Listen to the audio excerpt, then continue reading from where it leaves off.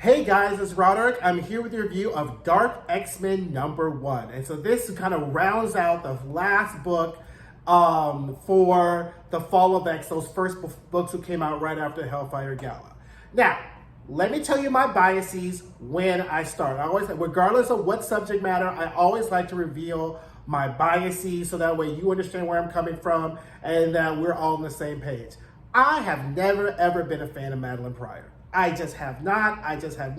I owned the Inferno trade when it came out. I used to remember that when it came out. I remember when she got brought back to life by Nate Gray. I have never been a fan of Madelyne Pryor. Why do you say this? Madelyne Pryor is the poster child for side chicks, right? Or side chicks who don't know how to play their position, okay? Now walk with me here, okay? Let's go back in history and make sure we're all on the same page. Madelyne Pryor was a clone, made by Mr. Sinister that sat on a that sat in a lab for years, okay? So when the Phoenix Force comes and kills what we now know is a copy of Jean Grey, that then decides to return back to Earth and bring Jean back to life and give her memories, Jean, in one of her many self-righteous moments, was like, not me, girl. I don't want to be responsible for all of that. Go shoe, fly, shoe. So the Phoenix Force is like, you ain't got to tell us twice. So it went to the next best thing, which was Madelyne Pryor laying on the table. She wakes up and she sees Scott, okay? Then Madelyne, since Sinister places her to fall in love with Scott, she has a baby, Nathan Summers, aka Cable. Then, guess what? Jean Grey comes back, was like, who this? And Scott's like, I don't know. Scott goes back with Jean. Madelyne gets in her feelings. She decides to turn to Goblin Queen. Then she tries to kill the baby. Then X-Men and X-Factor goes. They share the baby. They destroy Sinister. And Madelyne's all on her. And then actually Madelyne dies, right? When the Phoenix Force comes in and goes, okay, I think we kind of had, like, this is kind of like our fault, right? Because we just went to wherever you sent us, and this was not supposed to come back, right? So then the Phoenix Force comes, Jean gets all her memories back, Madelyne fight, and then Madelyne dies, right? Okay, fine. Now, as we know, Madelyne came back when Nate Gray brought her to life. Madelyne came back when Jean was dead, with the whole host of Jean Greys trying to harness the Phoenix Force. And recently we had the whole Dark Web issue, a series where Madelyne, still in her feelings about the fact that another chick raised her child, she decides that she's going to capture Jean Grey and be like, I want my memories from when you raised my child. Why didn't you go talk to your son and get his memories? He has the same memories Jean and Scott do. Why didn't you go talk to your child? Why was there not even a Cable in the Dark Web? See, that's my problem with Madelyne. She's like all upset with somebody else raising her child, but she's not even trying to be the mother to the child she got. We ain't seen no Madelyne and Cable, like, meetings or whatever like that. She just bought her because she got left and she was a side chick. Literally, okay, you look like the original chick, you move like the original chick, but you're not the original chick. Just deal with it, right? Anyway, that's my bias with Madelyne Pryor. That being said, I did enjoy Dark Web, right? Because it's a very Dark X-Men, it's a really interesting kind of cacophony of characters, right? So the issue starts off with Madelyne sleeping. There's kind of like the Spectre guy with the sickle. He's like saying, wake up. And she's back in that wilderness again with the pine trees, right? Remember, like, her and Scott used to live up in Alaska with the pine trees. That's where she showed up when Nate Gray resurrected her. That's kind of like her happy place, right? So we see that Spectre show up, and there's like a hat, and we see that it's Havok's hat, right? Because Havok is still pussy whipped over Madelyne Pryor. Why? I don't know. He's better off with Polaris, especially now that her daddy's dead, but whatever, okay? So she wakes up, she's been having bad dreams, and then we see kind of like now at the end of Dark Web, Limbo established itself on Earth and was giving sanctuary to mutants who didn't want to be in Krakoa, who really didn't fit. Because, you know, Krakoa was for all mutants, but there were some mutants that weren't really allowed to be in Krakoa because they just had some really bad tendencies. So they're like, okay, we can hang out in Limbo at the sanctuary or whatever. So we're seeing kind of some of the other mutants who were there. So as we're there, he's going through and he's like, well, you know, we have all these people here. We have sanctuaries. People are protesting outside. And Madelyne is juggling both, right? She's the head of state of Limbo, and she has to keep Limbo in order. So they're going through portals, and we find out that when Jean died, the only death that Madelyne felt was Jean's death. She did not feel any of the other mutants' death, which means that they're still alive, right? So if you connect some of the other books, what we're seeing, especially with the Dark X-Men and Immortal X-Men, we're recognizing that these mutants are dead. They're just in a different place of which no other telepath can sense them, which again is kind of solidifying this white hot room theory that we're having where the mutants are. Okay, now Madelyne, being the Jean knockoff that she is, has her demon cerebro, right? Fine. She has her demon cerebro, she's, using that or whatever like that, because she's the only person, truth be told, that is coming up with some type of plan, right? Truth be told, Madelyne is the only one who's like, okay, we got to do something, because Jean will be sitting here fool-la-lying around, being upset. No, we got to come up with the plan. Now we cut to the children of the Atom, like these Carmen, and then another woman, the woman who's the Cyclops knockoff, whatever. I guess they're girlfriend, and she's in a disguise, and so she goes over to hang out, but then the daddy comes snooping around and figures out that that's really Carmen, and then calls Orcus on her, and then Orcus comes to take her away.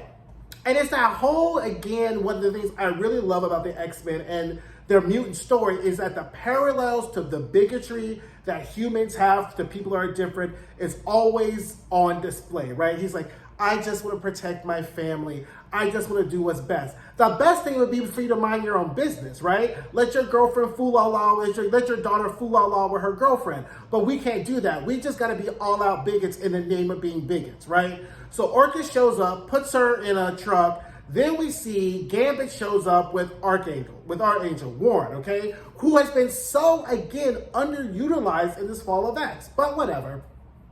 So Warren shows up, they break her out, and then all of a sudden the guy's like, hit this guy's like, wake up, wake up, wake up. And it's this Wolverine android they're calling Albert. I don't know where he came from. I'm thinking it maybe is this the android that the Peacock mask guy used from like Wolverine? Is this what a Beast shenanigans?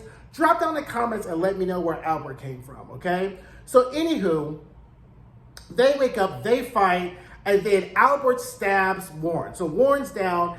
Here comes Emma Frost with her team, right? So this team is Emma, Havok, Maggot, Implate, Azazel, or whatever like that, right? So they show up and they save Carmen, and they're trying to fight them. And there's this whole tension between Havok and Madelyne about the unnecessary killing. I'm kind of in game with teaming with Madelyne. All this whole kill no humans ish, we're not doing that, right? So they're fighting Albert, and then Albert then stabs Havok.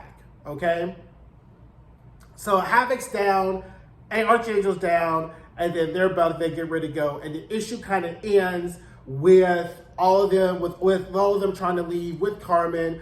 They say Warren has a healing factor, so we kind of see what this dark X-Men team is going to look like, right?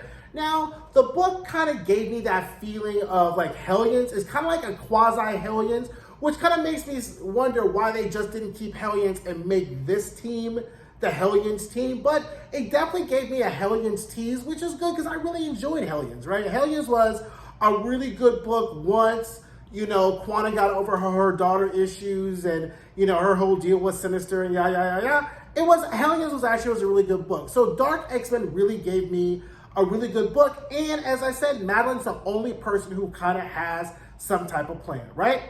Now we get to the very interesting part. So that's how the book ends.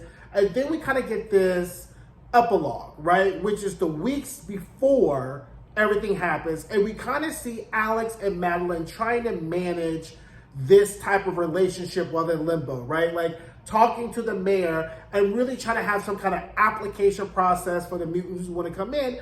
And what they see is that they kind of bring this stark kind of contrast between Alex and Scott, and between how much, Scott is just a natural born leader. It is just who he is, and how Alex has just always been trying to look for a purpose, a cause, And men like that are always susceptible to very strong women because Madelyne's like, I can put you to work, right? And that's what she does. She kind of puts him to work, dealing with the kind of like the diplomatic ends of what it means to run limbo here on Earth. And we kind of see kind of everything that goes on. And there's this really funny scene when Scott and Jean come over for dinner, and Scott's like, well, you know, if things don't really work out here, we'll always take you. And Jean's like, Scott, we talked about this, right? He's happy here, leave him alone. Scott's kind of like, look, I know this bitch for her works. This shit ain't gonna last with you two because it never does. You can always come back home.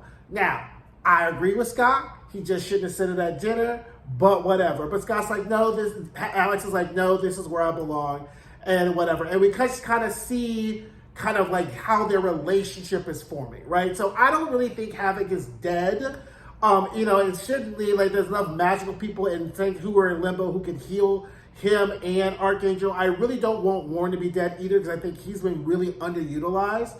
But again, I'm invested, right? This is the only X-Men team with a plan, right? So as long as I'd rather have them have some plan than what we're seeing. The folks ain't got no plan, right? Like, no, this is the only team that has a plan, and it's a very interesting set of characters. Azazel, who is Nightcrawler's father. So it's always like, again, like I'm not liking this. I'm buying into this. Notwithstanding my problems with Madelyne, she didn't really irk me this issue, right? Because again, she had a plan. So I was like, okay, I can rock with this. So anyway, that is Dark X-Men issue number 1. That concludes our Fall of X first set of issues. I have to say I'm really impressed with all the books that I've read so far, right? Like I didn't do Realm of X. I think that's the only one. I did do Children of the Atom. I may read them off and on, a yang, but I probably won't be reviewing those unless something big happens. But, you know, so far, Uncanny X-Men, Immortal X-Men, Astonishing Iceman, Dark X-Men, these have kept my attention, and they really have underscored how dangerous this whole Fall of X is and this Orcus attacks. I just want, at the end of this, the Fall of X to be worth it, right? I really want the Fall of X to really have the type of payout that we will have invested our time and our coins in following this in. So anyway, guys, don't forget to like, don't forget to subscribe, don't forget to share, check out my other videos, and I'll see you guys soon. Bye.